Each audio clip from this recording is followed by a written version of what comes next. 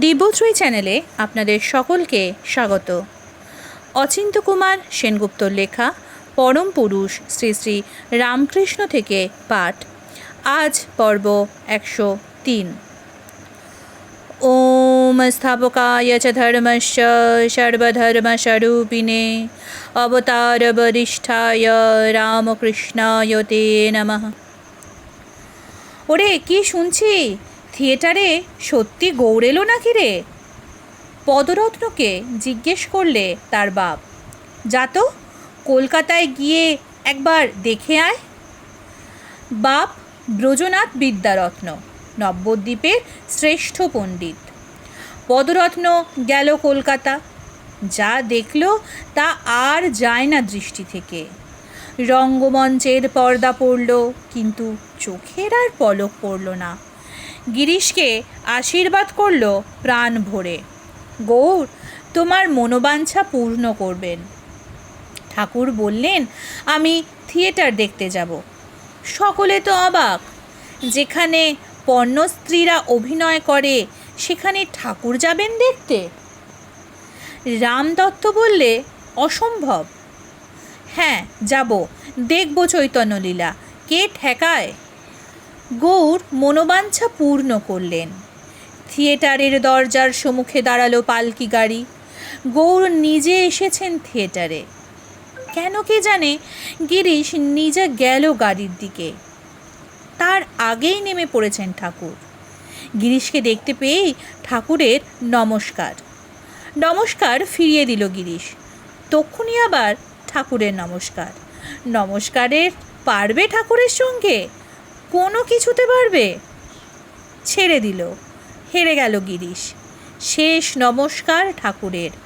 যার শেষ নমস্কার তারই শেষ জয়।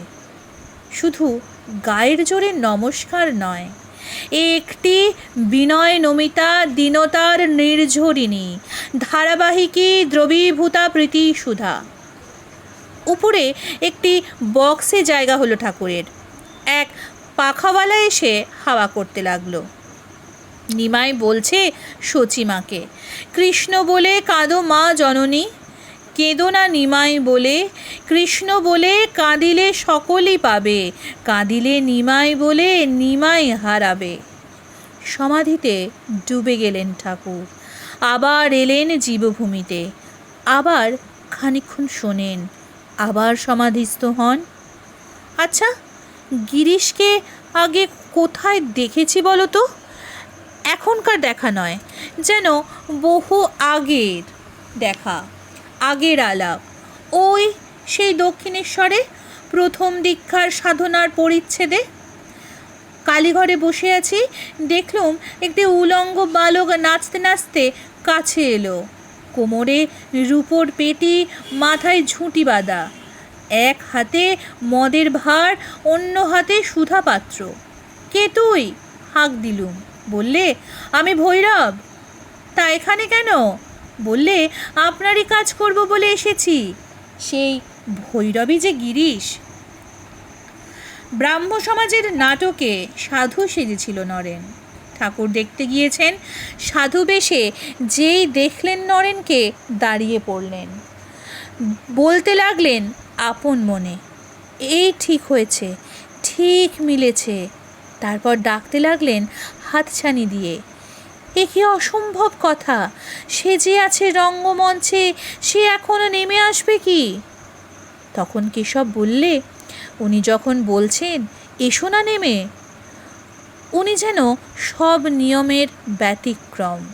কিন্তু যাই বলো, নেমে আসতেই হলো নরেনকে।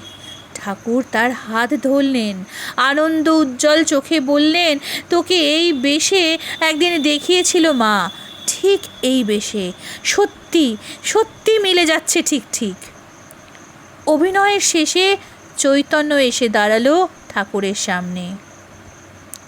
যে এ পাটে নামে রোজ গঙ্গা স্নান করে, হব্বিষ্যি করে নামে, সে মেয়ে অভিনেত্রী, নাম বিনোদিনী। বিনোদিনী সাষ্টাঙ্গে প্রণাম করল ঠাকুরকে। কল্পতরু ঠাকুর তাকে আশীর্বাদ করলেন, মা তোর চৈতন্য হোক। তোমার চিত্তদর্পণের মার্জনা হোক, ভবদাবাগ্নির নির্বাণ হোক, মঙ্গল জ্যোৎস্নায় ভরে যাক মনোমন্দির, হৃদয়ে সত্য ও শ্রদ্ধাকে প্রতিষ্ঠিত করো, হৃদয়ই সর্বভূতের আয়তন, হৃদয়ই সর্বভূতের প্রতিষ্ঠা, হৃদয়ই সম্রাট, হৃদয় ব্রহ্ম, চৈতন্য মন্ত্রে তাকে জাগাও, বলয় স্পর্শে সুগন্ধানন্দ চন্দন হয়ে যাও। রোগ বড় শক্ত, কিন্তু ভয় নেই, রোজাও বড় পোক্ত, রোজার নামেই রোগ পালায়। হলাম গণিকা, তবু তোমার গণনাতে গণ্য হলাম। হে অখিল রসামৃত মূর্তি, আমি তাতেই ধন্য, আর কিছুই চাই না, গণ্য হয়েই ধন্য হলাম। একটি স্ত্রীলোক এসেছে দক্ষিণেশ্বরে ঠাকুরের কাছে। ব্রীড়ার সঙ্গে বিষণ্ণতা মিশে মুখখানি ভারী করুণ। কি চাই? স্বামী মাতাল, উচ্ছৃঙ্খল, সংসারে পয়সা কড়ি কিছু দেয় না, সব মদ খেয়ে নষ্ট করে। ঠাকুর যদি কিছু একটা ব্যবস্থা দেন, স্বামীর মন যাতে ভালো হয়। ঠাকুর পরিচয় নিয়ে জানালেন শ্যামপুকুরের কালীপদ ঘোষের স্ত্রী। কালীপদ মানে দানাকালী, গিরিশের বন্ধু, এক গ্লাসের ইয়ার। জন ডিকসনে বড় কাজ করে, কিন্তু মাইনে যা পায় তা প্রায় অকাজেই শেষ হয়। ঠাকুর পাঠিয়ে দিলেন নহবতখানায়। সতীর দুঃখে সারদা বিচলিত হলো। একটি পুজো করা বেলপাতায় ঠাকুরের নাম লিখলে, বউটিকে দিয়ে বললে, রেখে দিও নিজের কাছে, আর খুব নাম করো। সতী স্ত্রী 12 বছর নাম করেছে। তারপর একদিন দানাকালী হাজির দক্ষিণেশ্বরে। তাকে দেখেই ঠাকুর বলে উঠলেন, বউটাকে 12 বছর ভুগিয়ে তবে এখানে এলো? বউ কথা শুনেই চমকে উঠল দানাকালী। তুমি কি করে জানলে? কিন্তু নিমেষে আবার আড়ষ্ট হয়ে গেল। সে তো ভক্তিতে আসেনি, সে তো এসেছে কৌতূহলে। 5 জনে বলা বলি করছে, দেখে আসি কেমনতর সেই অলস উসখুসুনি। কি চাই তোমার, বলো না গো মুখ ফুটে, ঠাকুর প্রশ্ন করলেন আত্মজনের মতো। দানাকালী এমন ছ্যাঁচড়, বললে, একটু মদ দিতে পারেন? তা পারি বই কি, তবে এখানকার মদে এমন নেশা তুমি সইতে পারবে না। দানাকালী হাসল। সে আবার সইতে পারবো না? বললে কি বিলিতি মদ? না গো, একদম খাঁটি দিশি কারণ বাড়ি, ঠাকুর বললেন প্রসন্ন মুখে। এখানকার মদ পেলে আর বিলিতি মদ ভালো লাগে না। তুমি ওই মদ ছেড়ে এখানকার মদ ধরতে রাজি আছো? দানাকালী স্তব্ধ হয়ে রইল এক মুহূর্ত, পরে উচ্ছ্বসিত হয়ে বললে, সেই মদ আমায় দিন, যা পেলে আমি সারা জীবন নেশায় বুঁদ হয়ে থাকব। এমন কিছু দিন যা পেলে আর আমার কিছু পাবার থাকবে না, এমন প্রাপ্তি দিন যার পরে আর কোনো প্রত্যাশা নেই, এমন আনন্দ দিন যা সুখে দুঃখে অবিচ্ছিন্ন। ঠাকুর দানাকালীকে ছুঁয়ে দিলেন। ছোঁয়া মাত্রই কাঁদতে লাগলো দানাকালী। কত লোকে কত বোঝায়, তবু সে কাঁদে। বাড়ি ফিরে এলো বটে, মন পড়ে রইল দক্ষিণেশ্বরে। কদিন পরে আবার গিয়ে হাজির। ঠাকুর বললেন, তুমি এসেছো? আমার আবার কলকাতা যাবার ইচ্ছে। যাবেন? দানাকালী উল্লসিত হয়ে উঠল। চলুন আমার সঙ্গে, ঘাটে বাঁধা আছে নৌকো। সঙ্গে লাটু। ঠাকুর উঠলেন এসে নৌকোয়। মাঝ নদীতে এসে বললেন, জিভ বের করো তো দেখি। দানাকালী জিভ বের করল। আঙুলের ডগা দিয়ে কি তাতে লিখে দিলেন ঠাকুর। মৌতাত ধরল বুঝি এতক্ষণে। মনে হলো এমন বোধহয় কিছু আছে যা পেলে নিজেকে নিঃস্ব জেনেও আনন্দ হয়। চন্দ্র সূর্যহীন অন্ধকার গুহাও আলো হয়ে ওঠে। যার ঘর নেই, পথই তার ঘর হয়ে দাঁড়ায়। যার সবাই পরের মধ্যেই সে আপনজনের মুখ দেখে। ঘাটে নৌকা লাগলো। দানাকালী জিজ্ঞেস করলো, কোথায় যাবেন? কোথায় আবার, তোমার সঙ্গে এসেছি, তুমি যেখানে নিয়ে যাবে। আনন্দে বিভোর হলো দানাকালি। গাড়ি করে ঠাকুরকে তার নিজের বাড়িতে নিয়ে এলো। শবরীর কুটিরে শ্রীরামচন্দ্র। স্ত্রী যদি সতীসাধ্যী হয়, বললে লাটু, তাহলে সে স্বামীর জন্যে কঠোর করতে পেছপা হয় না। স্ত্রীর জন্যে উদ্ধার হয়ে গেল কালীপদ। স্ত্রীর সাধনায় কালীপদ ধ্রুবপদ পেয়ে গেল। বুঝতেও পারেনি স্ত্রীর রূপ ধরে কৃপা এসেছিল তার সংসারে। আর যা দীনতা আর প্রতীক্ষা, যা নিষ্ঠা আর আঘাত সহতা, তাই স্ত্রী। সংসারে দীনা দাসীর বেশে রাজেশ্বরী বিরাজ করছে, বুঝতেও পারেনি পরিধানে যে চিরবাস আছে তা তপস্বিনীর রাজবেশ। বাইরে যা প্রতিবাদ, অন্তরে তাই প্রার্থনা। চিনতে পারলে এতদিনে 12 বছর ধরে নিঃশ্বাস বায়ু রুদ্ধ করে সঞ্চিত করে রেখেছিল, তাই এখন কৃপার শীতল বায়ু হয়ে প্রবাহিত হলো। এবার নোঙর তোলো, নৌকা ছাড়ো। যে বস্ত্রখণ্ড দিয়ে সঞ্চিত ধন বেঁধে রেখেছিলে, সঞ্চিত ধন জলে ফেলে দিয়ে সেই বস্ত্রখণ্ডকে এখন পাল করো। এতদিনে তোমার স্ত্রী এক দাঁড় টেনেছেন, এবার হালে এসে বসেছেন স্বয়ং ভবার্ণবের কাণ্ডারি। আর ভয় নেই।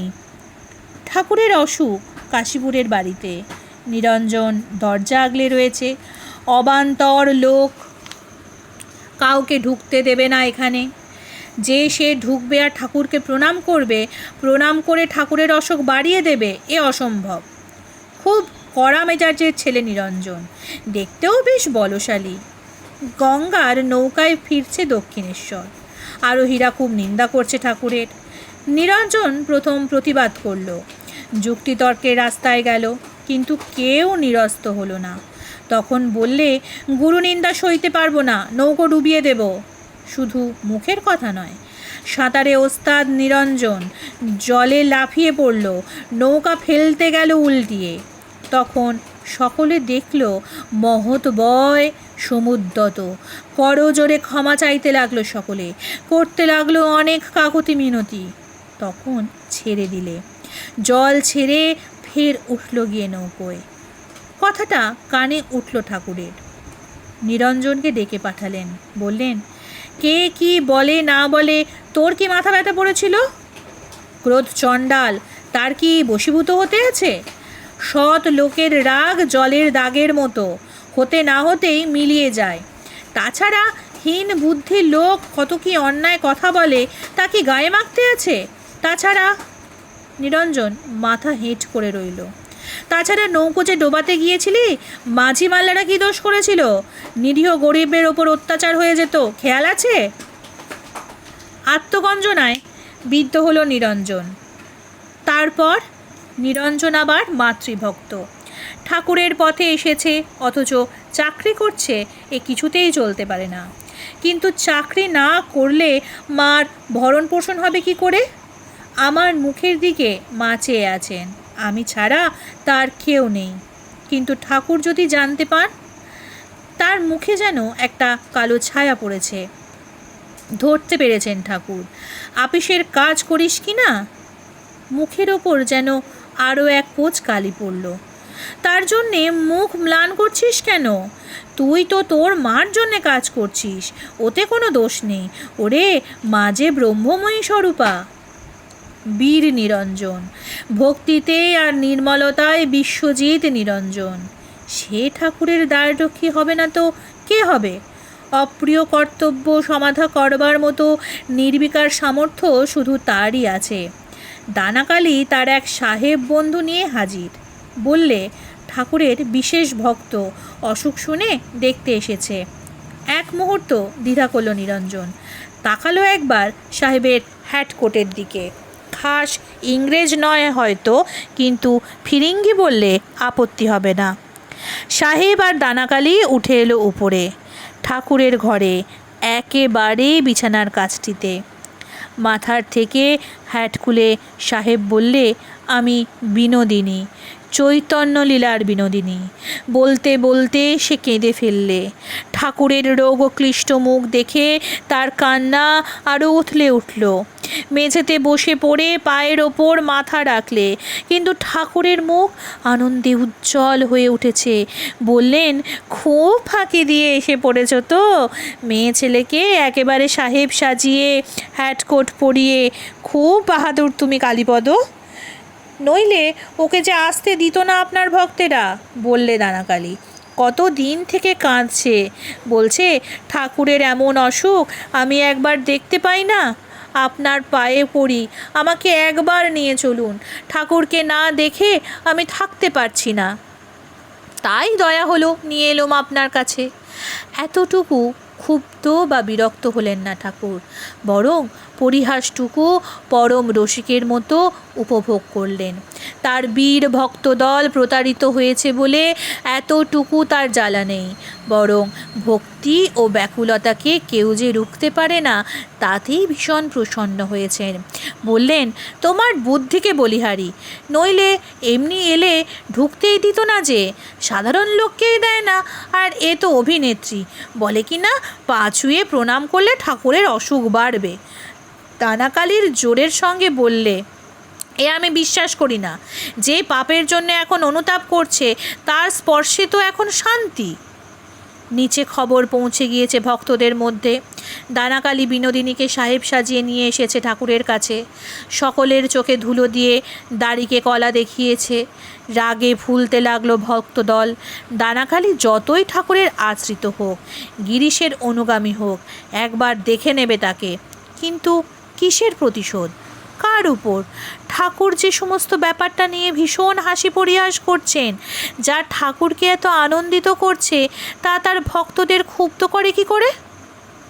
অগত্যা দানাকালী আর বিনোদিনীকে ছেড়ে দিতে হলো দরজা। কিন্তু এবার রামদত্তকে ঠেকিয়েছে নিরঞ্জন। কিছু মিষ্টি আর মালা উপর থেকে প্রসাদ করে এনে দিতে বলেছিল লাটুকে। আমাকে কেন, আপনি নিজে যান না, বললে লাটু। তখন নিরঞ্জন বাধা দিলে। লাটুকে বললে, একে যেতে দাও না, আপনির মধ্যে এসব নিয়ম কি জারি করতে আছে? নিরঞ্জন তবু অনমনীয়। তখন লাটু ফোঁস করে উঠল। সেবার যখন দানাকালী বিনোদিনীকে সাহেব সাজিয়ে নিয়ে এসেছিল, তখন তো তাকে ছেড়ে দিতে পেরেছিলে, আর আজ এর মতো লোককে ছাড়তে চাইছো না, এর মানে কি? অগত্যা ছেড়ে দিল রামদত্তকে। লাটুকে ডাকলেন ঠাকুর। কেউ তার কাছে নালিশ করেনি, তবু শুনতে পেয়েছেন অন্তর্যামী। বললেন লাটুকে, দেখ, কারুর কখনো দোষ দেখবি নে, ভুল দেখবি নে, কেবল গুণ দেখবি, ভালো দেখবি, বুঝলি? লাটু চুপ করে রইল। মনকে শাসন করলে ব্যথার চাবুক মেরে। তাড়াতাড়ি নিচে নেমে নিরঞ্জনকে জড়িয়ে ধরল। বললে, ভাই, আমার মতো মুখুর কথায় দুঃখ করিস নে। ওম নিরঞ্জনং নিত্যমনন্তরূপং ভক্তানুকম্পাদ্রিত বিগ্রহং বৈ ঈশাবতারং পরমেশমিড্ডং তং রামকৃষ্ণং শিরসা নমামি। আজকের পর্ব শেষ হলো এখানেই। আগামী পর্ব আসবে আগামীকাল। সঙ্গে থাকুন, সুস্থ থাকুন, ভালো থাকুন। নমস্কার, জয় ঠাকুর।